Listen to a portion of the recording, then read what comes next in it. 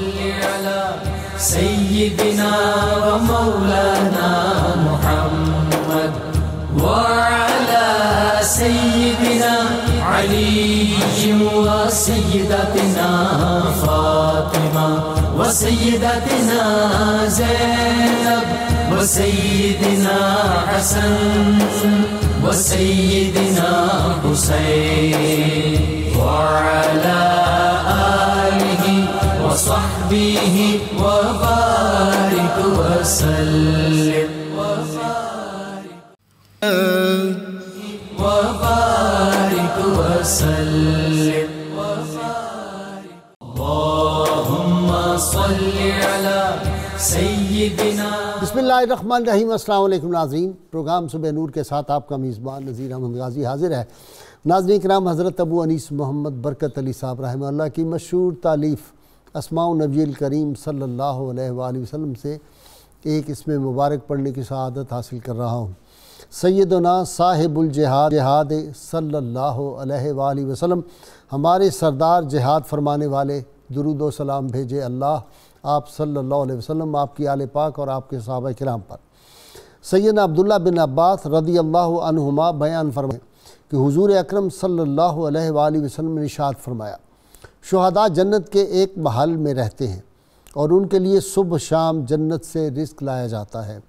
اسی طرح سیدنا انس بن مالک رضی اللہ تعالی عنہ سے روایت ہے کہ حضور نبی کریم صلی اللہ علیہ وآلہ وسلم نے ارشاد فرمایا، جب بندے قیامت کے دن حساب کتاب کے لیے کھڑے ہوں گے تو کچھ لوگ اپنی تلواریں گردنوں پر اٹھائے ہوئے آئیں گے، ان سے خون بہہ رہا ہوگا، وہ جنت کے دروازوں پر چڑھ دوڑیں گے. پوچھا جائے گا یہ کون ہیں؟ جواب ملے گا یہ شہداء ہیں جو زندہ تھے اور انہیں روزی ملتی تھی. ناظرین کرام، رحمت کونین صلی اللہ علیہ وسلم کے سارے صحابہ نجوم ہدایت ہیں. آج ان نجوم ہدایت میں سے ایک عظیم نجم ہدایت کا ذکر پاک کرنے کی ہم سعادت حاصل کر رہے ہیں. یہ شخصیت وہ ہے ہماری آج کی ممدوح شخصیت جن کو رحمت کونین صلی اللہ علیہ وسلم سے کئی نسبتیں حاصل ہیں.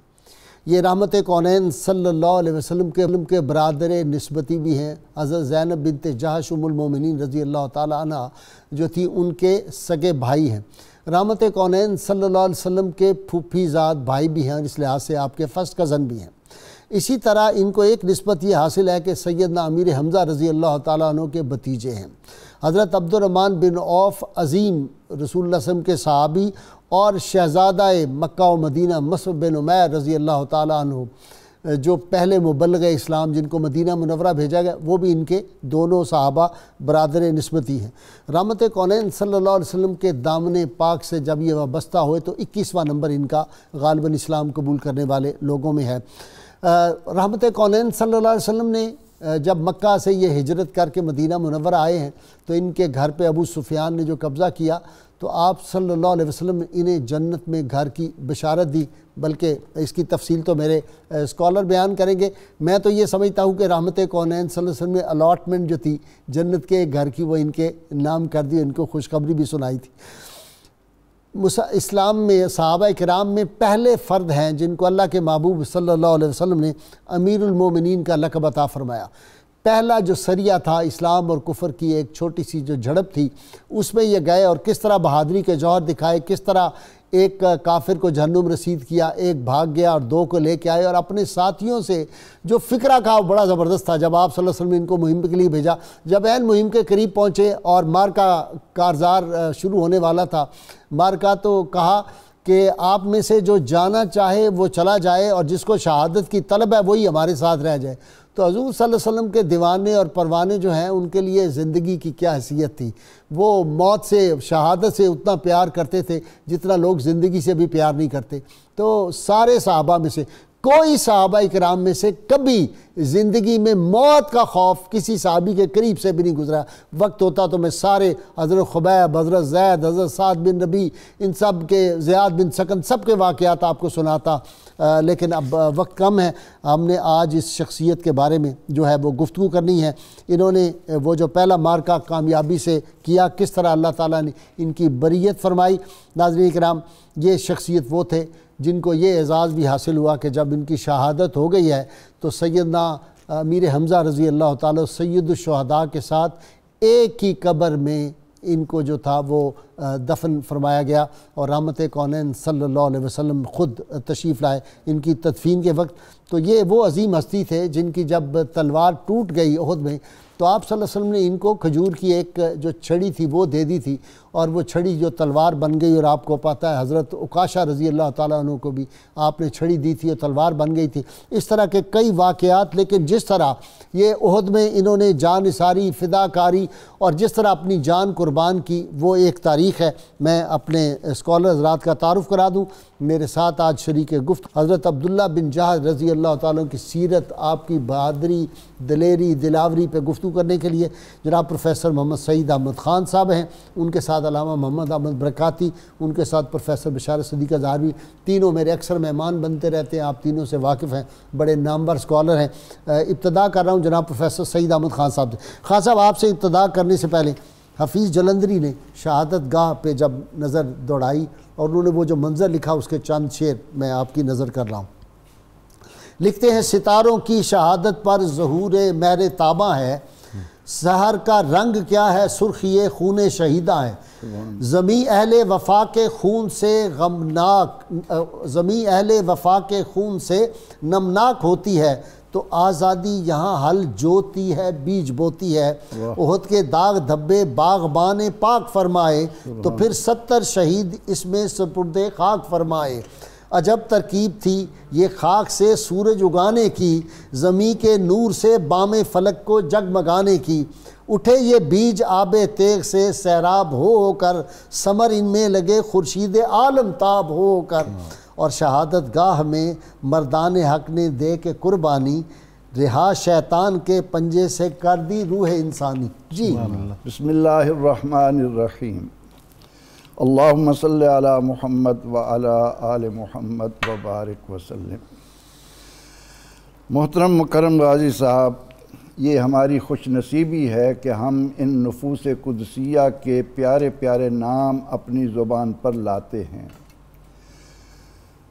دینیات کے ادنا طالب علم کی حیثیت سے میں یہ کہا کرتا ہوں کہ جب ہم ان صحابہ رضی اللہ عنہم کے نام اپنی زبانوں سے نکالتے ہیں تو وہ قرآنی آیات ہوتی ہیں، گویا کہ ہم قرآن پڑھ رہے ہیں، اور جتنی بار بھی ان کا نام ہماری زبان پر آتا ہے اتنا ہی اللہ تعالیٰ کی طرف سے ہمیں اجر بھی ملتا ہے، اور گناہ بھی جھڑتے ہیں، کفارہ ہے گناہوں کا یعنی جب قرآن کا ایک ایک حرف، اب آپ دیکھیں کہ اصحاب کہف ان کے کتے کو وَقَلْبُهُمْ بَاسِطٌ ذِرَاعِهِ بِالْوَسِيدِ کہتے رہیں، جتنی بار آپ پڑھتے رہیں گے، اب اس کے ترجمے سے ہٹ کر جب ہم ان میں غور کریں تو کیا ہے، ایک ایک حرف پر اللہ تعالیٰ 10 نیکیاں عطا کر رہا ہے، اور یہ تو محبوب کبریا صلی اللہ علیہ وسلم کے غلام ہیں، جن کے قدموں سے، جن کے گھوڑوں کے ٹاپوں سے لگنے والے غبار کے ذرے اللہ کے ہاں جو مرتبہ مقام پاتے ہیں،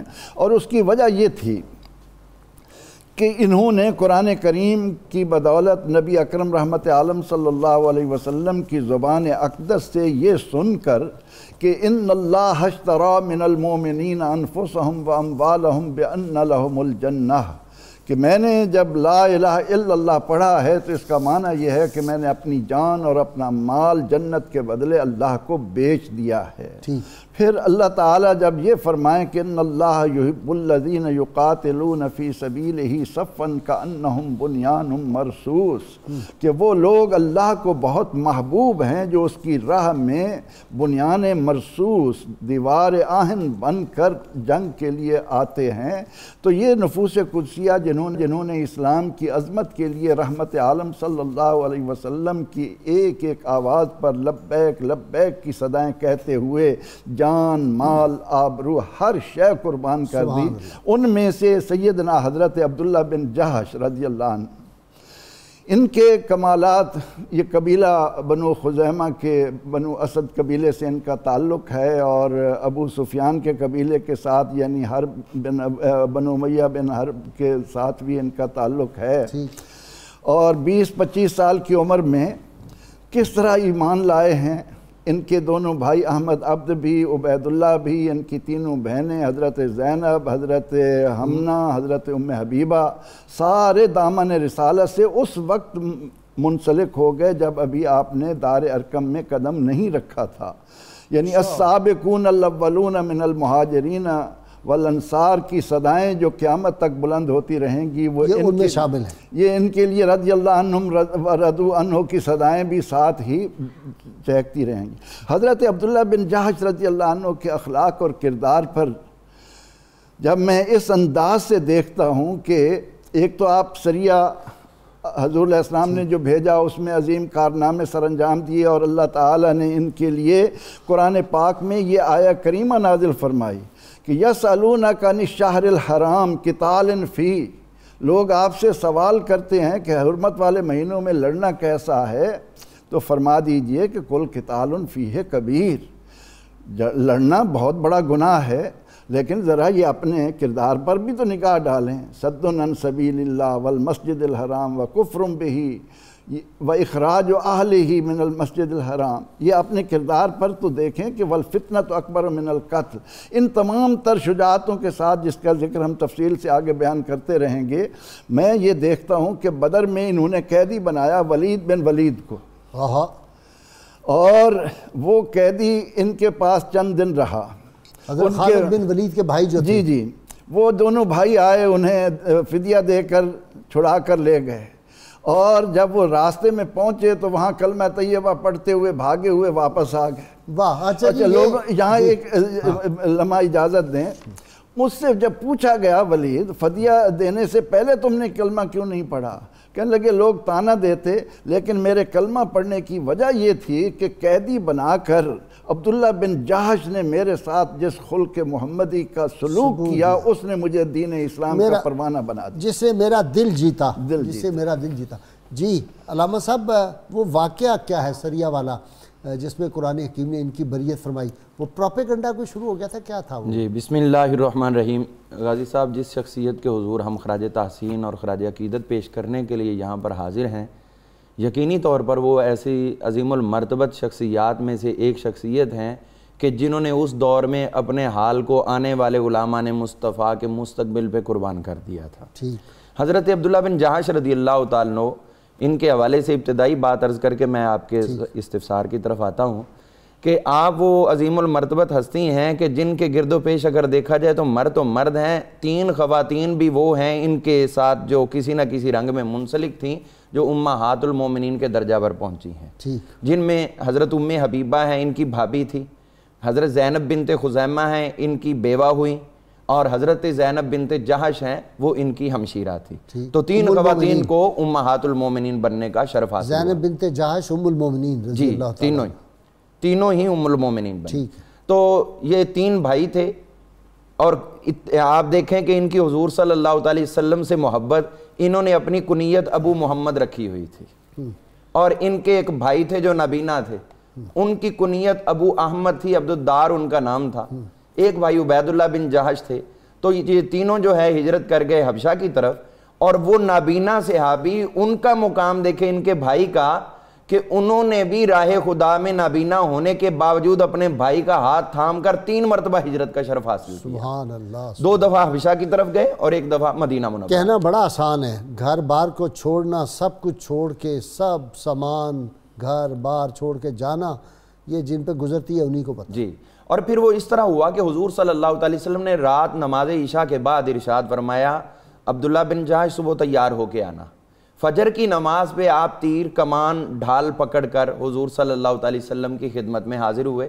تو آپ نے مسکراتے ہوئے فرمایا، چونکہ جملہ صرف اتنا بولا تھا تیار ہو کے آنا، یہ نہیں کہا تھا کہ جنگ کے لیے یا کہیں سفر کے لیے، لیکن ان کی منشا یہی تھی کہ ہم اپنی جانیں ہتھیلی پہ لیے پھرتے ہیں، آپ کا جب بھی حکم ہو ہم آپ کے قدموں پہ نثار کرنے کو تیار. مزاج شناس رسول بھی تو تھے نا صحابہ کرام، یہ بھی ایسی بات ہے، حضور صلی اللہ علیہ وسلم کے مزاج پاک کو سمجھتے تھے. تو اب حضور صلی اللہ علیہ وسلم نے 11 احباب ان کے ساتھ اور عطا فرمائے، جن میں حضرت سعد بن ابی وقاص رضی اللہ عنہ، حضرت عکاشہ بن محصن رضی اللہ تعالیٰ عنہ، حضرت عامر بن ربیعہ اور دیگر صحابہ جو تھے ان کے ساتھ لگائے. اور حضرت سعد بن ابی وقاص چونکہ زیادہ مہارت رکھتے تھے، لیکن آپ نے فرمایا کہ میں نے یہ سوچا کہ تمہیں اس کا امیر بناؤں یا ان کو بناؤں، لیکن پھر مجھے یہ سمجھ آیا کہ یہ جنگ کے میدان میں انتہائی صابر آدمی ہے، اور بھوک اور پیاس اور بہت سختی برداشت جو ہے وہ بہت زیادہ برداشت اس کرنے کی والا قوت برداشت زیادہ ہے، بہت زیادہ، اس لیے آپ پہ ان کو امیر مقرر کر رہا ہوں، ان کی تعلیف بھی کر دی۔ واہ، تو یہاں پر حضور صلی اللہ علیہ وسلم کے حکم پر جب یہ رواں ہوئے ہیں تو آپ نے ایک خط مبارک دیا، فرمایا 2 منزل کے بعد اس کو کھولنا، کم و بیش 28 سے 30 میل کے بعد۔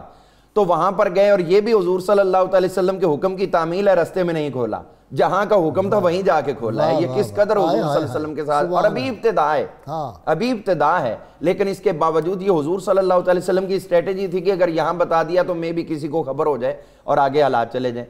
تو جب آپ وہاں جا کے آپ نے خط کھولا اور اس کی کیفیت پڑھی تو فرمایا کہ یہ بہت دور کا سفر ہے، مکہ کے مساوی جانا ہے، مکہ اور طائف کے درمیان میں ہے، تو یہ بائی پاس ہو کر مکہ سے نکلنا ہے، نخلا پہنچنا ہے، جی نخلا۔ تو وہاں پر ہم نے پہنچنا ہے، سفر لمبا ہے، زیادہ راہ کم ہے، سختی اور صعوبت بہت زیادہ ہے۔ میں کھلے دل سے شرح صدر سے کہتا ہوں جو واپس جانا چاہے وہ چلا جائے، لیکن میں تو اپنی زندگی کی آخری ساعت تک حضور صلی اللہ علیہ وسلم کے حکم پر عمل کرتا رہوں گا۔ صحابہ نے کہا کہ آپ عمل کرنے والے تو ہم کیوں نہیں عمل کرنے والے، ہم بھی اسی طرح عمل کریں گے۔ تو یہ پہلی شخصیت ہیں صحابہ میں حضور صلی اللہ علیہ وسلم کی ظاہری حیات طیبہ میں جن کو امیر المومنین کا لفظ بولا ہے۔ واہ، حفیظ جلندری نے کیا کہا؟ غلامان محمد صلی اللہ علیہ وسلم، غلامان محمد جان دینے سے نہیں ڈرتے، یہ سر کٹ جائے یا رہ جائے پرواہ نہیں کرتے۔ اب وہاں پر گئے، راستے میں حضرت سعد بن ابی وقاص رضی اللہ عنہ کا اونٹ جو ہے وہ دوڑ گیا، وہ اس کو پکڑنے کے لیے پیچھے رہ گئے۔ جب یہ وہاں پہنچے ہیں تو اب صورتحال یہ تھی کہ رجب شریف کا چاند چڑھ رہا تھا، ابتدا تھی، اور ادھر جو ہے یہ لوگ جن کی حضور صلی اللہ علیہ وسلم نے نشاندہی فرمائی تھی اس قافلے کے سر پہ پہنچ گئے۔ اب ان کو کس طرح بلاغ کریں؟ حضرت عکاشہ نے بڑا عجیب رویہ وہاں اختیار کیا، فوری طور پر اپنا سر منڈوا دیا۔ جب سر منڈوایا تو وہ ان کے سامنے ان کی نظروں کے ہیبت ناک ہو گئے، بڑے پرروب ہو گئے اور وہ ڈر گئے۔ اور لیکن دوسروں نے تسلی دی کہ بھی یہ عمرے کی نیت سے جا رہے ہوں گے، لہٰذا میں ڈرنے کی ضرورت نہیں ہے۔ اب انہوں نے یہ سوچا کہ اگر ہم اس چیز پر چلتے ہیں جو حضور صلی اللہ علیہ وسلم نے چونکہ نگرانی کا حکم دیا، اب یہ رجب سے پہلا جو مہینہ ہے اس کا آخری دن تھا اور رات چاند جو ہے وہ چڑھنا تھا، تو اس میں یہ تھا کہ اب اگر یہ نکل جاتے ہیں وہاں جا کے بتا دیں گے ہمارے بارے میں کہ وہ ادھر بیٹھے ہوئے ہیں، تو پھر کفار مکہ آ کر ہمیں گھیر کے جو ہے وہ ناحق قتل کر دیں گے، انہوں نے لحاظ نہیں کرنا، اور ہماری تعداد بھی کم ہے، اور ڈیفینس کرنے کی دنیا کی ہر حکومت، ہر ریاست، ہر فرد کو حق دیتی ہے، بالکل ٹھیک، اور یہی حق ان کو بھی تھا۔ اسی حق کو استعمال کرتے ہوئے جب ان کے ساتھ سلسلہ ہوا، تیر لگا اور ان کا ایک بندہ قتل ہو گیا، 2 کو انہوں نے پکڑ لیا اور وہاں سے مال غنیمت لے کر پہلے فیصلہ کر دیا 4 حصے ہمارے، 5واں حصہ اللہ تعالیٰ کے رسول کریم صلی اللہ علیہ وسلم کی خدمت میں پیش کریں گے۔ سورہ انفال 10ویں پارے کی پہلی آیت جو ہے وہ ان کے اسی عمل کی تائید میں نازل ہوئی۔ وَعَلَمُوا أَنَّمَا غَنِمْتُم مِّن شَيْءٍ خُمُسَهُ لِلَّهِ وَلِلرَّسُولِ، جو بھی تم مال غنیمت حاصل کرو گے اس میں سے 5واں حصہ اللہ اور اس کے رسول صلی اللہ علیہ وسلم۔ اب حضور صلی اللہ علیہ وسلم کی بارگاہ میں آ گئے، قیدی بھی لے آئے، مال غنیمت بھی، کیا ہوا؟ اب یہاں پر جب آئے تو حضور صلی اللہ علیہ وسلم نے چونکہ ابھی ممنوع آیات نازل نہیں ہوئی تھی تو اس لیے حضور صلی اللہ علیہ وسلم نے وہ والا رسپونس نہ دیا جس اور کی وہ جو بھاگ گیا تھا اس نے جا کے وہاں پہ کفار مکہ کو بتایا، انہوں نے پروپیگنڈا شروع کر دیا سارے علاقوں میں، دیکھو مسلمان تو حرمت کے مہینے کی بھی پرواہ نہیں کرتے۔ یہ ڈس انفارمیشن جو ہے یہ کفر کا ایک سب سے بڑا مؤثر ہتھیار ہے، آج تک ہے۔ اب یہاں تک یہ صورتحال بنی کہ حضور صلی اللہ علیہ وسلم نے یہاں بلاک کر دیا، روک دیا سب کو کہ اب یہ معاملہ چونکہ حرمت والے مہینے کا تعلق اللہ کی ذات سے ہے، اب فیصلہ بھی اللہ تعالیٰ خود ہی ارشاد فرمائے گا۔ اب وہاں پر جو آپ نے انٹرو میں آیات پڑھی ہیں وہاں پر یہ صورتحال ہوئی کہ اللہ نے فرمایا کہ یہ دیکھو ادھر تو انگشت نمائی کرتے ہوئے ایک بندے کے اوپر جو انہوں نے ڈیفینسو میں اپنا کام کیا ہے، اور خود تمہارا اپنا یہ حال ہے کہ یہ جتنے لوگ آئے ہیں یہ بھی تو تمہارے مکہ کے رہنے والے تھے،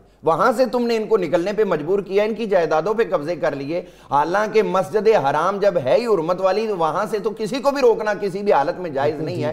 اور ان کی یہ سوچ تھی کہ حرم شریف میں جو ہے وہ ہماری محبتیں، ہماری جو ابتدائی تمام کیفیات ہیں، اور اس کے ساتھ ساتھ یہ چیز جو بطور خاص ان لوگوں کے ذہنوں میں اللہ تعالیٰ نے ڈالی ہے، حرمت وہ نہیں جس کو تم کہو گے، حرمت وہ ہے جس کو خود اللہ تعالیٰ کرا۔ واہ سبحان تو یہ اللہ تعالیٰ نے اس وقت ان کی تائید میں اور ان کی تسلی میں آئے۔ بڑا نازک جو ہے وہ مرحلہ پتہ بھی چلتا ہے کہ منشاء مصطفیٰ صلی اللہ علیہ وسلم، حضور کی خوشی میں صحابہ کی خوشی بلکہ ساری امت کی، اور حضور صلی اللہ علیہ وسلم اگر کسی چیز کو ناپسند فرمائیں یا اعراض فرمائیں تو ساری امت، تو جتنی دیر تک وہ آیات نہیں آئیں صحابہ ان کو جب دیکھتے تھے تو دوسری طرف چہرہ کر کے چلے جاتے تھے کہ حضور صلی اللہ علیہ وسلم نے وہ پسند نہیں فرمایا وہ جو معاملہ وہاں پہ لڑائی کا ہوا تھا. تو یہ بھی ایک بات پتہ چلتی ہے ہمیں, اس لیے ہم روز کہتے ہیں کہ الحب للہ والبغض للہ. جی بسم اللہ الرحمن الرحیم والصلاة والسلام علی سید الانبیاء والمرسلین.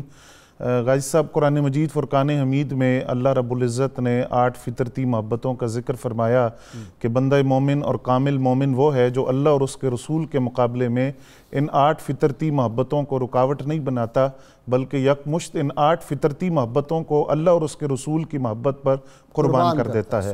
آج جس شخصیت کا ذکر ہم کر رہے ہیں اور جن کے حضور ہم خراج عقیدت پیش کر رہے ہیں, ان کی زندگی کے اندر یہ وصف ہمیں نمایاں نظر آتا ہے اور تمام صحابہ کرام اس کی عملی تصویر تھے. حضرت عبداللہ ابن جہش رضی اللہ تعالیٰ عنہ غزوہ بدر میں بھی شریک ہوئے, احد میں بھی شریک ہوئے, اور ان کی جانثاری کا عالم یہ تھا کہ احد سے ایک دن پہلے حضور نبی اکرم صلی اللہ علیہ وسلم کی خدمت میں بنا ہوا گوشت پیش کیا گیا. آپ بھی حاضر تھے, آپ نے بھی کھایا. تو ایک رسول نے آپ سے کہا کہ آپ جانتے ہیں کل کیا ہوگا؟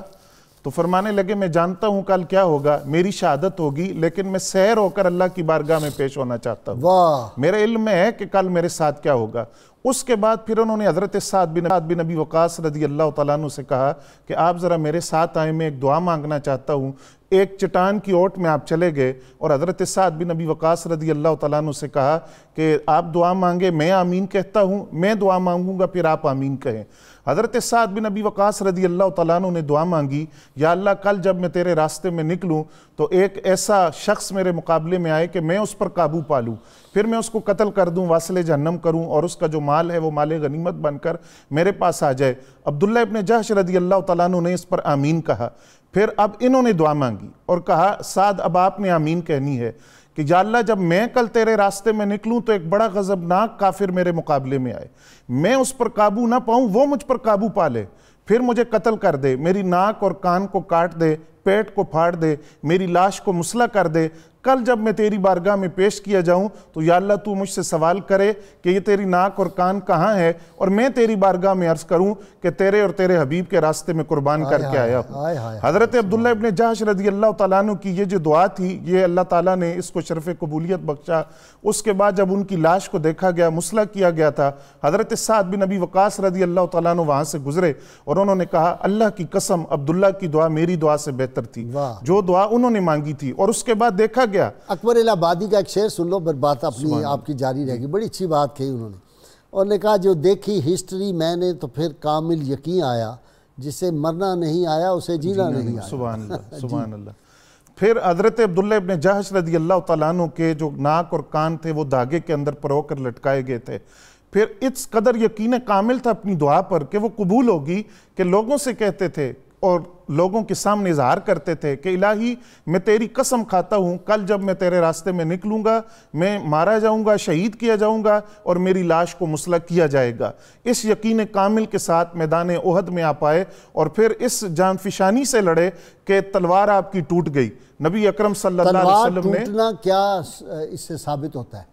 تلوار ٹوٹنے سے معلوم ہوا کہ وہ اس قدر جاں بازی سے لڑے ہیں وہاں پہ, اور اس قدر زوردار طریقے سے لڑائی کی کہ تلوار لوہے کی تلوار ٹوٹ گئی. جی بالکل.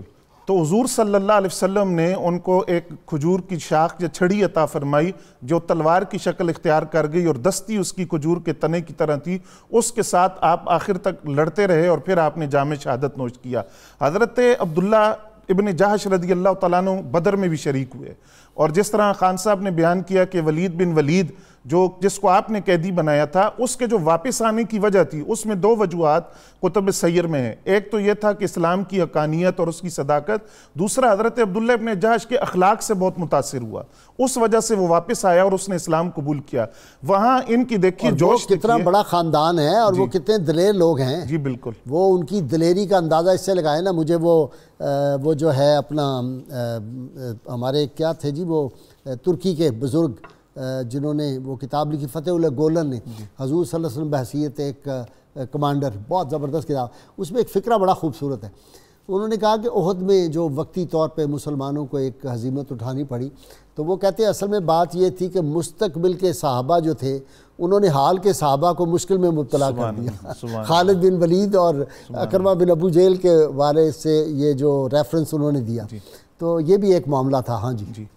تو حضرت اخلاق ان کا جو تھا, آپ کہہ رہے ہیں اتنے بہادر آدمی کو جو تھا. اچھا خان صاحب, ایک میں اخلاق بھی جنگی قیدی کے ساتھ, جنگی قیدی, وہ تو بدر میں بھی جو قیدی تھے انہوں نے کیا کہا تھا, انہوں نے کہا کہ بھائی ہمارے ساتھ ایسا سلوک کیا, خود بھوکے رہتے تھے, ہمیں کھلاتے. اچھا ایک تاریخی واقعہ اپنے ناظرین نوجوانوں کے لیے بتا دوں. جب فرانس کی اور ترکی کی آپس میں جنگ ہوئی نا, تو اس زمانے میں ترکی نے جب فتح حاصل کی تھی, تو انہوں نے ان کے کوئی 20,000 کے قریب فوجی گرفتار کر لی, ان کو رکھا. جب ان کو واپس کرنے لگے تو 10,000 جو فوجی تھے فرانس کے, انہوں نے کہا جی ہم نے نہیں جانا, ہم تو ادھر ہی رہیں گے, کلمہ پڑھ لیا, مسلمان ہو گئے. تو صحافیوں نے ان کے جو جرنیل تھا, وہ جب تبادلہ ہوا نا قیدیوں کا, تو جو نہیں مسلمان ہوئے تھے ان کو واپس کرنا تھا. تو ان کو صحافی نے سوال کیا, اس نے کہا جناب یہ دیکھیں کہ مسلمانوں کے حسن اخلاق کی وجہ سے 10,000 آپ کے جو قیدی تھے فرانسیسی, وہ مسلمان بھی ہو گئے, اور وہ ترکی میں ہی مستقل انہوں نے رہائش جو مانگ لی ہے. تو ان کے جرنیل نے جو جواب دیا, اس نے کہا yes I know they fed them well but they rob them of their religion. اس نے کہا کہ انہوں نے کھلایا تو بہت اچھا, لیکن ان کا مذہب چھین لیا انہوں نے. مسلمانوں نے اپنے حسن اخلاق سے ہمارے بندوں کا مذہب چھین لیا. تو یہ مسلمانوں کا حسن اخلاق یہ ہے, 14.5 صدیوں میں کبھی مسلمانوں نے قیدیوں پہ ظلم نہیں کیا, نہ قیدیوں پر ظلم کیا, نہ باقی معاملات میں اس طرح کی بد اخلاقی کا مظاہرہ کیا, اسلام سے نفرت ہو, ایسا کبھی انہوں نے اخلاق پیش نہیں کیا. انڈونیشیا کی مثال ہمارے سامنے ہے کہ یہاں مسلمان تاجر بن کر آئے, اور ان تاجروں کے اخلاق کو دیکھ کر اس بستی نے, اس آبادی نے ایمان قبول کر لیا. ہاں صاحب 3 کالر ہیں میرے ساتھ. السلام علیکم. جی مظہر صاحب. جی صاحب, میں نے سوال کرنا یہ پوچھنا تھا کہ میرا قبلے کی طرف جب منہ ہوگا تو میرے رائٹ سائڈ پہ میں رات کو ٹانگیں کر کے سو سکتا ہوں؟ جی قبلہ کی طرف آپ کا چہرہ ہوگا تو جی, تو میرے دائیں ہاتھ کی طرف رات کو ٹانگیں کر کے سو سکتا ہوں؟ جی اچھا جی, پوچھ لیتے ہیں. جی نیکسٹ. جی السلام علیکم غازی صاحب. جی غلام رسول صاحب. جی غلام رسول فریدی خصوصی حضرت سیدنا عبداللہ بن جاش رضی اللہ تعالیٰ عنہ سے کتنی احادیث مروی ہیں؟ اچھا جی ٹھیک ہے جی. نیکسٹ. جی شہزاد. اچھا جی ٹھیک ہے. ناظرین کرام بہت مختصر وقفہ ہوگا, درود پاک سنتے پڑھتے ہیں, ہمارے ساتھ رہیے گا. اللهم صل على سيدنا ومولانا محمد وعلى سيدنا علي وسيدتنا فاطمة وسيدتنا زينب وسيدنا حسن وسيدنا حسين وعلى آله وصحبه وبارك وسلم. اللهم صل على سيدنا ومولانا محمد وعلى سيدنا علي وسيدتنا فاطمة وسيدتنا زينب وسيدنا حسن وسيدنا حسين وعلى آله وصحبه وبارك وسلم. وسيدتنا زينب وسيدنا حسن وسيدنا حسين. ویلکم بیک ناظرین کرام. برکاتی صاحب وہ سوال 2 انہوں نے پوچھے ہمارے ناظرین نے. ایک نے پوچھا کہ میرا چہرہ قبلہ کی طرف ہو اور میں اپنے دائیں طرف ٹانگیں کر سکتا ہوں؟ کر سکتے ہیں. ٹھیک ہے جی. دوسرے نے پوچھا جی کتنی حدیث آپ سے مروی؟ قلیل مقدار میں ہے, کوئی 12 یا 14 کے قریب. ٹھیک ہے ایگزیکٹ. ہاں جی, چونکہ ابتدائی اسلام میں تھے تو ماں بعد لوگوں کو ان سے استفادہ کرنے کا موقع نہیں ملا. اچھا جی خان صاحب ایک بات پہ ذرا میں غور کرتا رہا کہ سیدنا امیر حمزہ رضی اللہ تعالیٰ عنہ اور ان کو اور جو شہدائے احد تھے ان کو تو پورے کفن بھی نہیں مل سکے تھے, ایک چادر ملی تھی, اور پھر وہ اصغر گھاس جو ہے وہ ڈالی گئی وغیرہ.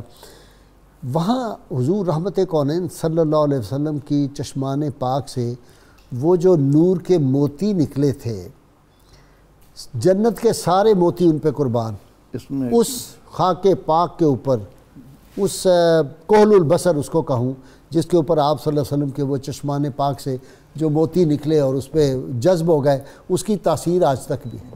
نبی رحمت صلی اللہ تعالیٰ علیہ وسلم اپنے اس عمل سے قیامت تک آنے والے اہل ایمان کو ایک سبق عطا فرما رہے کہ اے اہل ایمان، تمہارے لیے دنیا کی لذتیں، دنیا کی نعمتیں کوئی معنی نہیں رکھتیں۔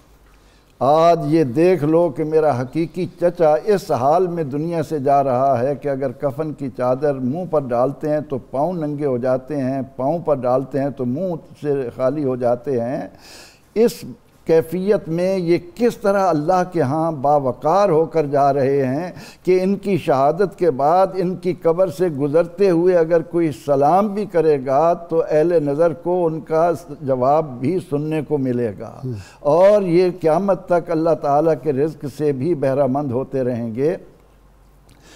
اللہ تعالیٰ کے نبی علیہ الصلاۃ والتسلیم نے ان نفوس قدسیہ جو آپ کے ساتھی ہیں، جن کے بارے میں حفیظ جلندری کا شعر ایک مجھے بھی یاد آیا کہ وہ کیا خوبصورت کہتا ہے، تعالی اللہ یہ شیوا ہی نہیں ہم با وفاؤں کا، پیا ہے دودھ ہم نے غیرت مند ماؤں کا، نبی کا حکم ہو تو پھاند جائیں ہم سمندر میں، جہاں کو محو کر دیں نعرہ اللہ اکبر میں۔ اللہ تعالیٰ کا ارشاد ہے ان تنصر اللہ ینصرکم، اگر تم اللہ کی مدد کرو گے تو اللہ تمہاری مدد کرے گا۔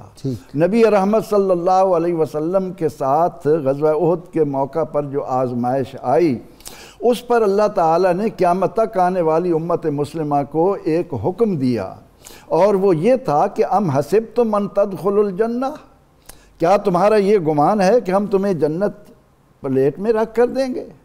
وَلَمَّا يَأْتِكُم مَّثَلُ الَّذِينَ خَلَوْا مِن قَبْلِكُم، ابھی تو تم ان تکلیفوں سے نہیں گزرے جو تم سے پہلے لوگ گزر چکے، تم تو امام المرسلین کے امتی ہو، تم تو خیر امت ہو۔ مَسَّتْهُمُ الْبَأْسَاءُ وَالضَّرَّاءُ وَزُلْزِلُوا، ان کے بدن پر لوہے کی کنگیاں چلا دی جاتی تھیں۔ تو نبی اکرم رحمت عالم صلی اللہ علیہ وسلم کے اس عاشق صادق کا جب آج ہم نام لے رہے ہیں تو ہمارے ضمیر، ہمارے ذہن، ہمارے دماغ اس بات کی طرف کیوں نہیں جاتے کہ نبی اکرم رحمت عالم صلی اللہ علیہ وسلم کی حیات طیبہ کا جو سب سے اہم کام ہے، جو سب سے بڑی سنت ہے، وہ جہاد ہے۔ جی علامہ صاحب، حفیظ جلندری شہیدان احد کی تربت پہ کہتے ہیں کہ گئے تو کیا حال ہے، یہ ریگو سنگ کے تودے، یہ قبریں پاک بازوں کی، انہی سے آج دنیا بس رہی ہے سرفرازوں کی، پیام قسمت بیدار ہیں سوئے ہوئے غازی،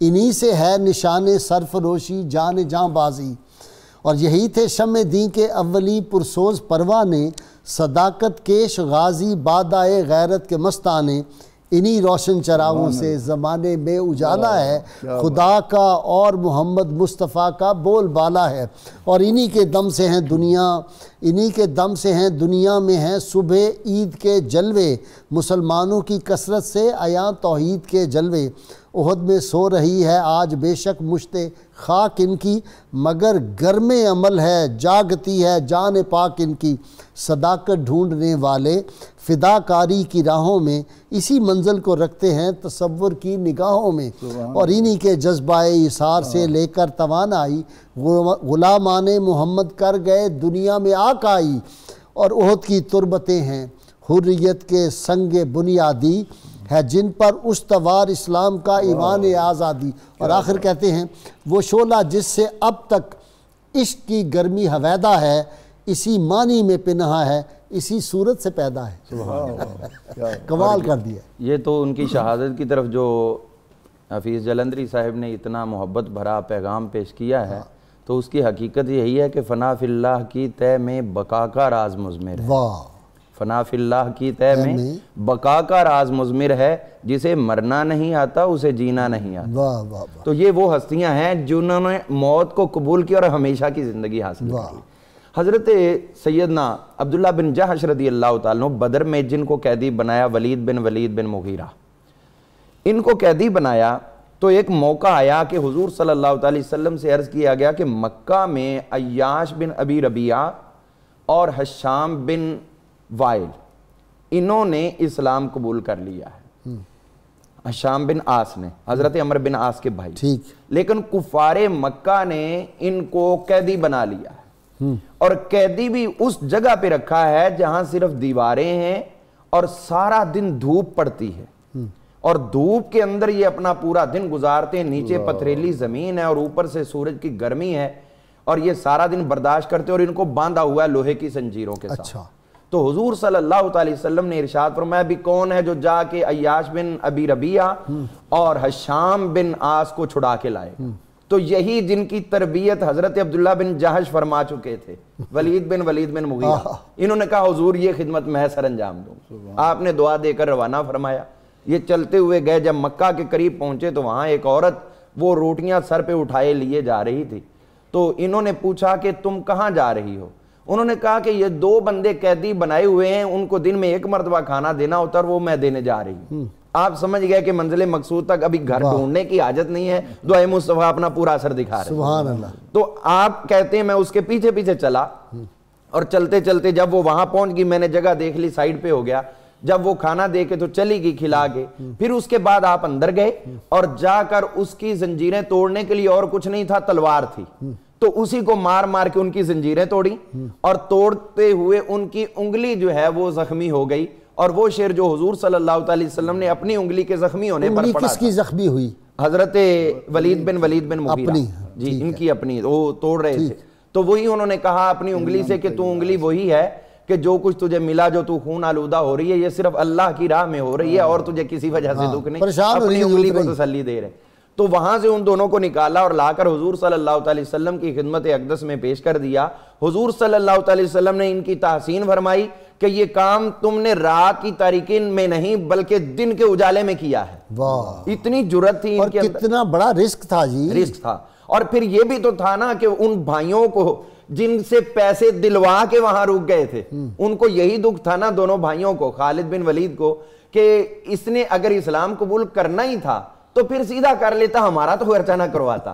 اب یہ ہوا کہ حضور صلی اللہ علیہ وسلم نے ولید بن ولید سے ایک جملہ بولا اس خدمت کے بعد، آپ نے فرمایا کہ خالد بہت اچھا انسان ہے اور عقل مند ہے، اور حیرانگی یہ ہے کہ اتنا سیانہ سمجھدار بندہ بھی تھا کہ اسلام سے دور ہے۔ لَإِنْ أَتَانَا خَالِدٌ لَأَكْرَمْنَا، اگر خالد ہمارے پاس آ جائے تو ہم اس کو ضرور عزت عطا کریں۔ واہ واہ واہ۔ تو جب حضور نے یہ جملہ بولا تو آپ گئے گھر جا کے خط لکھا، کہنے لگے خالد کب تک بھاگے گا، حضور تو تیرا خود انتظار کر رہے ہیں اور عزت کا تاج لیے تیرے لیے تیار بیٹھے ہیں، تو آنے میں کیوں تاخیر کر رہا ہے؟ تو حضرت خالد بن ولید کے پاس جب ان کا لیٹر پہنچا تو اس کے بعد پھر وہ وہاں سے نکلے اور آ کر حضور صلی اللہ علیہ وسلم۔ اچھا ایک بات ہے، جناب خالد بن ولید رضی اللہ تعالیٰ اسلام جب حضور صلی اللہ علیہ بارگاہ میں آئے ہیں اسلام قبول کرنے کے لیے، تو آپ صلی اللہ علیہ وسلم نے اسی طرح کے الفاظ پھر دہرائے ہیں کہ خالد میں سوچتا تھا کہ تم جیسا ذہین فتین آدمی اور دانشور کب تک کفر کی صفوں میں رہ سکتا ہے اور اسلام سے کب تک دور رہے گا۔ اور غازی صاحب ابھی جو غزوہ احد کے حوالے سے بات ہوئی ہے، اس میں نعوذ باللہ کسی کو یہ نہیں سوچنا چاہیے کہ کوئی شکست کا ایسا پہلو، اگر خدا نخواستہ شکست ہوتی تو مسلمان تمام کے تمام میدان جنگ چھوڑ کے جا چکے ہوتے، کفار مکہ وہاں جشن منا رہے ہوتے۔ نہیں اور بات لیکن ایسا نہیں ہوا۔ صاحب ایک تو یہ بات ہے جو آپ نے کی، اس سے اگلی بات جو بڑے لوگ تھے انہوں نے جنہوں نے بڑی ریسرچ کی، ہم تو طالب علم ہیں اور میں اس پہ بہت زیادہ گفتگو پہلے بھی کر چکا ہوں، سوال یہ ہے کہ وہ مقاصد کیا لے کے آئے تھے؟ فیصلہ فتح و شکست کا جو ہے وہ پتہ چلے گا کہ مقاصد کیا تھے کفار مکہ کے۔ مقصد یہ تھا کہ ہم نے مدینہ کو تباہ و برباد کر دینا ہے، ہم نے مسلمانوں کو ختم کر دینا ہے جا کے۔ کیا مدینہ منورہ سے کوئی ایک بکری بھی وہ لے جا سکے؟ کیا مدینہ منورہ کسی دیوار کو وہ ٹچ کر سکے؟ کیا کسی مسلمان کو ایک کو بھی وہ قیدی بنا کے لے جا سکے؟ سوال یہ ہے کہ اصل ہوا کیا ہے وہاں پہ، کہ صحابہ اکرام کی ایک پرسیپشن ہوئی جن کو مقرر کیا تھا وہاں پہاڑی کے اوپر کہ بھائی کفار مکہ بھاگ گئے، ان کی عورتوں کے زیور وہاں پڑے رہے، وہ ان کی پنڈلیوں تک تو ننگی ہو گئی، وہ بھاگ رہی تھیں، وہ سارے بھاگ گئے چلے گئے۔ انہوں نے کہا جنگ کا ہم نے جیت لی ہے، فتح ہمیں ہو گئی ہے، اب جو ہے وہ کوئی جنگ تو باقی نہیں رہ گئی. تو یہ ان کا جو گمان تھا اجتہادی خطا، اجتہادی، میں تو اس سے بھی کوئی اور لفظ نرم مجھے ملے تو میں کہوں پرسیپشن ہے جی، ہیومن پرسیپشن ہے نا وہ اس وقت، ورنہ وہ تو سوچ بھی نہیں سکتے حضور صلی اللہ علیہ وسلم کی کسی حکم عدولی کا تصور. انہوں نے کہا اب سارے معاملے اوور ہو گئے، وہ چلے گئے، بھاگ گئے، وہ نیچے اترے ہیں. اور وہ جو اس وقت ایک کیا اس کو آپ کہیں گے افراتفری مچ گئی اچانک حملے سے، تو وہ ہوا. لیکن صحابہ کرام جس دن بعد حضور صلی اللہ علیہ وسلم وہاں موجود رہے، 3 دن تک رہے ہیں، پیچھے گئے جی ان کے، وہاں نہیں رہے بلکہ پیچھے ان کے گئے. رضوان اللہ علیہ مجمعین کو بھیجا، صحابہ نے ان کا پیچھا کیا اور پھر وہ مسلمانوں کو آتے ہوئے دیکھ کے بھاگے، اور وہ جو سامان پھینک رہے تھے مسلمان پھر وہ اٹھا کر لائے. تو فتح کس کی ہوئی؟ تو اسلام کی فتح ہے. اور اسی لیے حضرت ایک اور بھی اشارہ کر دوں، حضرت سیدہ زینب بنت جہش رضی اللہ عنہا، حضرت عبداللہ بن جہش کی شہادت کے 3 دن بعد آپ نے منگوایا تھا تیل، وہ اپنے سر پہ لگوایا، کنگھی کی خوشبو لگائی، اور ساتھ ہی یہ بھی کہہ دیا کہ حضور صلی اللہ علیہ وسلم نے ارشاد فرمایا تھا کہ صرف بیوی کے لیے خاوند کی وفات کے ساتھ 4 مہینے 10 دن تک عدت سوگ ہے، حدات ہے، لیکن کسی اور کے لیے 3 دن سے زیادہ نہیں ہے. اگرچہ میرے بھائی کی شہادت کا دکھ بہت زیادہ ہے، لیکن جو حضور صلی اللہ علیہ وسلم نے 3 دن کی حد بندی کر دی ہے، اس لیے اب 3 دن ختم ہوئے. ایک اور بھی پہلو تھا ان کے نثار کوئی کیسے ہی رنج میں ہو، جب یاد آ گئے ہیں سب غم بھلا دیے. احد میں ہی تھی نا وہ خاتون جس کا باپ بھی گیا، بھائی بھی گیا، خامد بھی گیا. انہوں نے کہا باقی باتیں ٹھیک ہے، لاشیں بھی دیکھ لی. انہوں نے کہا حضور صلی اللہ علیہ وسلم کا چہرہ انور دکھا دو. دیکھا تو کہا اب سارے غم ان کے نثار کوئی کیسے ہی رنج میں ہو. جی غازی صاحب، حضرت عبداللہ ابن جہش رضی اللہ تعالیٰ عنہ کے حوالے سے 2 باتیں مزید میں عرض کروں گا. ایک تو بدر کے حوالے سے، جب حضور صلی اللہ علیہ وسلم نے قیدیوں کے متعلق رائے طلب کی کہ ان کے ساتھ کیا کیا جائے، تو ان کے بارے میں کیا فیصلہ ہو، تو صحابہ کرام نے اپنی رائے دی. مستدرک کے اندر یہ روایت موجود ہے کہ حضرت عبداللہ ابن رواحہ اور حضرت عبداللہ ابن جہش ان دونوں نے ایک ہی رائے دی. اور وہ رائے کیا تھی؟ اس سے ان کا جو جوش ہے اور ولولہ ہے اور کفر کے خلاف جو ان کے جذبات ہیں ان کا پتہ چلتا ہے. حضرت عبداللہ ابن جہش رضی اللہ تعالیٰ عنہ نے کہا یا رسول اللہ صلی اللہ علیہ وسلم، یہ جس سرزمین پر ہم رہتے ہیں یہاں لکڑیوں کی کمی نہیں ہے، اور یہ وہ لوگ ہیں جنہوں نے کل ہمیں مکہ سے نکالا، ہمیں اذیتیں دی، ظلم کی داستانیں رقم کی، آج یہ جائیدادوں پر قبضہ کیا، جائیدادوں پر قبضہ کیا. تو یہاں اس سرزمین میں لکڑیوں کی کمی نہیں ہے، آپ حکم فرمائیں، ابھی ہم لکڑیاں جمع کر کے آگ لگائیں گے اور ان سب کو آگ کے اندر پھینک کر جلا کر راکھ کر دیں گے. اور سیدنا عمر فاروق رضی اللہ عنہ نے کیا تجویز دی؟ حضور ان کی جو گردنیں جس کا رشتہ دار ہے جی وہ اپنے رشتہ دار کو، جی بالکل، یہ ہے اسلام. جی بالکل، رسول اللہ صلی اللہ علیہ وسلم کی یہ جو رشتہ دینی رشتہ ہے، یہ سب رشتوں سے جو ہے اعلیٰ رشتہ ہے. جی بالکل، نسبی رشتے سب ختم، اصل رشتہ دین کا رشتہ ہے. پھر غازی صاحب آپ دیکھیے کہ جو ان کی ہجرت کا واقعہ ہے وہ بھی بڑا ایک منفرد واقعہ ہے. وہ اس طرح کہ حضور صلی اللہ علیہ وسلم جب ہجرت فرما گئے تو آپ کے حکم پر جو صحابہ کرام پیچھے رہ گئے تھے، ان میں سے آخر میں جن صحابہ کرام نے ہجرت کی ہے ان میں حضرت عبداللہ ابن جہش رضی اللہ تعالیٰ عنہ شامل ہے. اور جب انہوں نے ہجرت کی ہے آخر میں مکہ سے نکلے ہیں تو ان کا پورا قبیلہ ساتھ تھا، دیگر قبائل ساتھ تھے. اور جب یہ لوگ مکہ المکرمہ سے نکلے تو وہاں ایک ویرانی کا عالم نظر آ رہا تھا، گھروں کو تالے لگ گئے اور جن محلوں سے یہ نکلے تھے وہ سنسان پڑے تھے. اس منظر کو دیکھ کر ابو جہل نے حضرت عباس بن عبد المطلب رضی اللہ تعالیٰ عنہ سے کہا کہ آپ کے بھتیجے نے یہ کیا کیا، ہماری جمعیت کو منتشر کر دیا ہے اور ہماری کمر ٹوٹ گئی ہے اور وہ لوگ آج ہمیں چھوڑ کر چلے گئے، جدائی پیدا ہو گئی. اور پھر ابو سفیان نے قبضہ کیا حضرت عبداللہ ابن جہش رضی اللہ تعالیٰ عنہ کے مکان پر جب وہ اسلام ابھی نہیں لائے تھے. تو یہ خبر نبی اکرم صلی اللہ علیہ وسلم کو پہنچی اور حضرت عبداللہ ابن جہش نے اس کا تذکرہ خود کیا کہ میرے مکان پر وہاں قبضہ کیا گیا. تو اس موقع پر نبی علیہ السلام نے فرمایا کہ اے ابن جہش، کیا تم اس بات پر راضی نہیں؟ اس مکان کے بدلے اللہ نے جنت میں تمہیں مکان عطا کر دیا. اس سے بہتر. جی اس سے آگے پھر نبی علیہ السلام نے دوسرا جملہ ارشاد فرمایا، پھر فرمایا اے ابن جہش، وہ مکان تمہیں مل چکا ہے، وہ جنت میں تمہارے نام وہ مکان لگ چکا ہے. جی بالکل، جی بالکل، یہ الاٹمنٹ دے دی، جنت کے مالک اور مختار ہیں تو وہ ان کو فرمایا کہ وہ تمہیں مل چکا ہے. تو اس پر حضرت عبداللہ ابن جہش رضی اللہ تعالیٰ عنہ نے عرض کیا حضور بس اب وہ جو مکان کے والے سے بات تھی وہ ذہن سے نکل گئی، جنت میں مکان مل گیا. تو اب یہ جو شہدائے احد ہیں، حضرت ربیہ والا کیا واقعہ ہے جنت کے الاٹمنٹ کا، وہ کیا ہے؟ جی نبی اکرم صلی اللہ علیہ وسلم کو وضو کروا رہے تھے تو آپ نے فرمایا سل یا ربیہ، اے ربیہ مانگو، کیا مانگتے ہو؟ اب یہاں دیکھیے یہ سوال بھی مطلق ہے، اس میں قید نہیں ہے کہ یہ مانگو اور یہ نہ مانگو، جو مانگنا ہے مانگو۔ تو انہوں نے عرض کیا یا رسول اللہ صلی اللہ علیہ وسلم انا اسألک مرافقتک فی الجنہ، میں آپ سے جنت میں آپ کی رفاقت معیت کا سوال کرتا ہوں۔ فرمایا او غیر ذالک، اس کے علاوہ بھی کچھ مانگو۔ عرض کیا یا رسول اللہ صلی اللہ علیہ وسلم بس میرے لیے یہ کافی ہے۔ تو یہاں شارحین نے لکھا اصل یہ اشارہ تھا کہ جب جنت میں حضور کی رفاقت اور معیت مل جائے تو پھر کائنات کی ساری نعمتیں خود بخود جھولی میں آ جاتی ہیں اس قرب اور معیت اور دوستی کی وجہ سے۔ تو انہوں نے سوال کیا اور حضور نے فرمایا کہ وہ جنت میں ساتھ میں نے تمہیں عطا کر دیا۔ اور وہاں حضرت ربیعہ رضی اللہ تعالیٰ عنہ نے یہ عرض نہیں کیا کہ میں جنت میں آپ سے ساتھ مانگ رہا ہوں تو جنت آپ کیسے عطا کریں گے کہ جب کہ غیر اللہ کو تو اختیار نہیں، لیکن حضور صلی اللہ علیہ وسلم نے عطا کی اور حضرت ربیعہ رضی اللہ تعالیٰ عنہ اس پر خوش ہوئے۔ تو پتہ چلا کہ صحابہ کرام کا عقیدہ تھا کہ اللہ نے اپنے نبی کو یہ اختیار عطا کیا ہے، وہ جس کو چاہیں جنت عطا کریں اور جنت میں داخل فرما سکتے ہیں۔ انسان تو انسان، یافور بھی جنت میں جائے گا، وہ اس کو بھی جنت میں لگا دیا، اس نے انانا کو بھی جنت میں لگا دیا، جس کو چاہے رسول اللہ صلی اللہ علیہ وسلم جنت میں بھیج دیں۔ جی نبی اکرم رحمت عالم صلی اللہ علیہ وسلم کے بارے میں قرآن پاک نے واضح طور پر کہا کہ اغناہم اللہ ورسولہ من فضلہ، اللہ اور اس کے رسول نے اپنے فضل سے اہل ایمان کو بے نیاز کر دیا، غنی کر دیا، مالا مال کر دیا۔ نبی اکرم رحمت عالم صلی اللہ علیہ وسلم کو اللہ تعالیٰ نے وہ اپنی طرف سے قدرت اور اختیار عطا فرمایا، اور اسی لیے بندوں کو حکم دیا ما آتاکم الرسول، جو رسول دے وہ لینا ہے، فخذوہ، یہ دروازہ ہے، بخدا خدا کا یہی ہے در، نہیں اور کوئی مفر مقر، جو وہاں سے ہو یہیں آ کے ہو، جو یہاں نہیں تو وہاں نہیں۔ نبی اکرم رحمت عالم صلی اللہ علیہ وسلم نے خود کتنی مرتبہ اپنی زبان اقدس سے فرمایا کہ تم یہ سوال کر رہے تھے، اگر اس کے جواب میں میری زبان سے نکل جاتا نعم تو حج ہر سال فرض ہو جاتا۔ ما ینطق عن الہوا کی زبان یہ ہے۔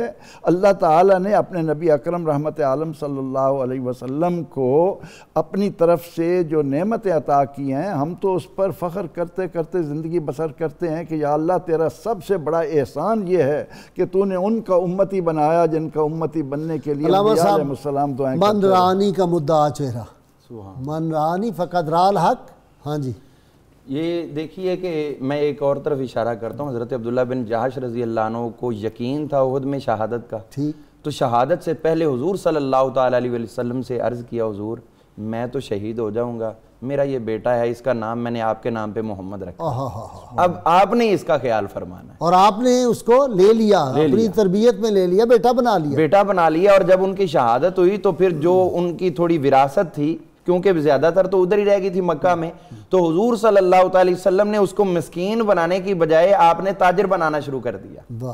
اس وراثت کے پیسوں سے آپ نے خیبر کی طرف کچھ زمینیں خریدیں اور کچھ مال خریدا، اور خرید کے ان کے نام پہ کاروبار کروایا، اور دنوں ہی دنوں میں ان کو وہ منافع ہوا کہ پھر ان کے بارے میں محدثین لکھا ہے کانا جوادن کریمن، اس مال کی یہ برکت تھی کہ اس میں سے بہت زیادہ خرچ کرتے تھے اور بہت زیادہ سخاوت کرتے تھے۔ یہ حضور صلی اللہ علیہ وسلم نے ان کی سرپرستی کا حق ادا فرمایا۔ ان کے دو بیٹے ہوئے، یعنی حضرت عبداللہ بن جہش کے پوتے، ایک کا نام عمر اور ایک کا نام ابراہیم، اور یہ وہ قابل فخر بھئی عبد الرحمن بن عوف کو دعا دی تو کتنے بڑے وہ تاجر بنے، کتنا بڑا مال تھا۔ پھر حضرت عبداللہ بن جعفر کو جو دعا دی تو دیکھیں نا کتنے امیر و کبیر تھے وہ، دولت عبد الرحمن بن عوف جو ہیں رضی اللہ تعالیٰ عنہ، ان کے گھر میں بھی حضرت عبداللہ بن جہش کی ہمشیرہ تھی، ہاں وہ تو ام حبیبہ ان کا نام ہے، ایک ام حبیبہ ان کی بھابی تھی، ایک ام حبیبہ ان کی بہن تھی، تو وہ ان کے گھر میں تھی۔ تو یہ ان کا آپس میں وہ قرابت والا رشتہ تھا کہ انہوں نے جو شریکے والا رشتہ ہے وہ بنا کے شمار نہیں کیا، بلکہ محبت مصطفیٰ کے اندر سب ایک دوسرے کے ساتھ سپورٹ کرتے ہیں کہ آپ آگے بڑھو، آپ آگے بڑھو، یعنی راہ محبت مصطفیٰ کے یہ وہ مسافر ہیں جو ایک دوسرے کے ساتھ بھی محبت کرتے اور پھر رحماء بینہم۔ رحماء بینہم، دو باتیں اپنا اس ساری ڈسکشن سے جو نکلتی ہیں، ایک تو یہ کہ صحابہ کرام جو تھے وہ رسول اللہ صلی اللہ علیہ وسلم پہ اپنی جانیں نچھاور کرتے تھے. کسی صحابی نے کبھی رسول اللہ صلی اللہ علیہ وسلم پہ جان قربان کرنے میں ذرا سا بال برابر بھی دل میں ڈر خوف نہیں ہوا. صحابہ میدان جنگ سے بھاگے نہیں, میدان جنگ کی طرف ہی بھاگے. جب بھی ہوا ہے وہ بچے چھوٹے چھوٹے جو تھے جن کو واپس کر دیا تھا, بدر میں واپس کر دیا, احد میں بھی واپس کیے کہ جاؤ ابھی تمہاری عمر نہیں, تمہیں نہیں لے کے جاتے. یہ بچوں کا حال تھا. تو پھر بڑوں کا جو ہے وہ کیا ہوگا. ایک تو یہ غلط فہمی دور ہو, دوسری یہ کہ احد میں مسلمانوں کو فتح ہوئی ہے اللہ کے فضل و کرم سے, شکست نہیں ہوئی, نقصان ہوا, جو شہداء تھے ان کو درجہ شہادت ملا, لیکن وہ ایک پرسیپشن کی تھوڑی سی اس وقت جو تھی اس میں انڈرسٹینڈنگ میں تھوڑی سی غلط فہمی ہوگی, بس یوں کہہ سکتے ہیں ہم. جی غازی صاحب, شہدائے احد کے حوالے سے نبی اکرم صلی اللہ علیہ وسلم نے ارشاد فرمایا کہ میں تمہیں بتاؤں کہ اس وقت احد کے شہداء کہاں ہیں. آپ نے فرمایا کہ اللہ تعالیٰ نے انہیں جنت میں سبز پرندوں کی قالب میں ان کی روحیں رکھی ہیں. جنت کی نہروں پر وہ آتے ہیں, سیراب ہوتے ہیں, جنت میں جہاں چاہتے ہیں وہ سیر کرتے ہیں. عرش کے نیچے سونے کی قندیلیں ہیں, ان کے اندر وہ قیام کرتے ہیں. اور اس کے بعد پھر فرمایا کہ ان شہداء نے اللہ کی بارگاہ میں عرض کیا کہ یا اللہ یہ جو مقام تو نے ہمیں عطا کیا ہے, ہمارے پچھلوں کو اس کی خبر کیسے ہوگی. تو اس موقع پر مفسرین لکھتے ہیں قرآن کی یہ آیت سورہ آل عمران کی, وَلَا تَحْسَبَنَّ الَّذِينَ قُتِلُوا, کہ جو اللہ کے راستے فی سبیل اللہ امواتًا بل احیاء عند ربہم یرزقون, یہ قرآن کی آیت اس موقع پر اتری. آپ صلی اللہ علیہ وسلم فرما دیا کہ قیامت تک شہدائے احد کو جو سلام کرے گا وہ اس کا جواب دیتے رہیں گے. تو آپ صلی اللہ علیہ وسلم فرما دیا, اور اس طرح کی بے شمار مثالیں ہم نے کل بھی بیان کی تھی. بہت شکریہ جی آپ تینوں مہمانوں کا. ناظرین کرام, کتاب الشفاء سے نسخے کا وقت ہو گیا. یہ بخار کا جی روحانی علاج ہے. قلنا یا نار کونی بردم و سلامن علی ابراہیم, اس کو 11 مرتبہ یا 7 مرتبہ اس آیہ مبارکہ کو پڑھیں, اول آخر کم از کم 11 مرتبہ. کوئی بھی درود پاک جو آپ کو آتا وہ ضرور پڑھ کے پانی پر اس کو دم کریں اور مریض کو پلا دیں. اور وہ پانی جو ہے پلانے کے علاوہ اس کے پیشانی پہ بھی وہ پانی جو ہے اس کی پٹی کر دیں. اللہ تعالیٰ انشاءاللہ تعالیٰ اس کو شفا عطا فرمائیں گے. سیدنا علی مرتضیٰ شیر خدا فاطمہ ارشاد فرماتے ہیں, جہاد دین کا ستون ہے اور سعادت مندوں کا طریق ہے, اور مجاہدین کے لیے آسمان کے دروازے کھول دیے جاتے ہیں. ناظرین کرام, کل چونکہ اتوار تھا اور صبح نور کا کل اتوار کو نہیں ہوتا پروگرام, تو سیدنا طاہر علاء الدین گیلانی البغدادی رحمۃ اللہ علیہ, بہت بڑے ولی کامل جن کا لاہور میں مزار مبارک ہے, اور سیدنا عبد القادر جیلانی کی آپ اولاد پاک سے بہت بڑے اپنے دور کے ولی اللہ تھے. ان کا کل یوم وصال تھا, اور اس مبارک 7 جون 2002. تو آج ہم جب دعا کریں گے تو ان کے صدقے سے بھی دعا کریں گے کہ اللہ تعالیٰ یہ جو آفت آئی ہے اس کو ہم سے دور فرمائے. شہید احد حضرت عبداللہ بن جحش رضی اللہ تعالیٰ عنہ کے حوالے سے آج روزنامہ 92 میں بڑا زبردست مضمون ہے, اس کا بھی ضرور مطالعہ کریں. ناظرین کرام, اللہ کے ہم سے دعا ہے اللہ تعالیٰ ہمیں حضور رحمت کونین صلی اللہ علیہ وسلم کی غیر مشروط محبت لا محدود فداری نصیب فرمائے. اللہ تعالیٰ اپنے محبوب کریم صلی اللہ علیہ وسلم کے تصدق, شہدائے احد, شہدائے بدر کے تصدق, اور حضرت سیدنا طاہر الدین البغدادی گیلانی رحمۃ اللہ علیہ کے توسل و ان کے عشق رسول کے صدقے اللہ کریم یہ جو آفت ہم پہ آئی ہوئی ہے اس کو دور فرمائے. نعرے کے لیے تیار ہو جائیے, گلی گلی کوچے کوچے کو بکو گونج رہا ہے, اس نعرے کو لگاتے رہیے, اس کی بڑی برکات ہے. پاکستان کا مطلب کیا؟ لا الہ الا اللہ محمد رسول اللہ صلی اللہ علیہ وآلہ وسلم. اللہم صلی علی سیدنا و مولانا محمد وعلى سيدنا علي وسيدتنا فاطمة وسيدتنا زينب وسيدنا حسن وسيدنا حسين وعلى آله وصحبه وبارك وسلم.